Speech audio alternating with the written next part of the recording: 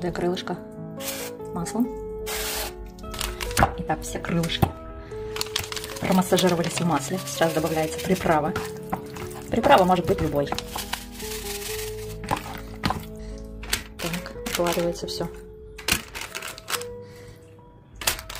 А ты их мариновал или ты держишь или нет их? Нет, не надо еще держать. Ага. Да, очень вкусно будет. И держать не надо. Так, сколько у тебя? 12 крылышек? Да. Красота. 25 минут, 185 градусов. Режим крылья. Укладывается картофель после крылышек. Так красиво. Вкусненько.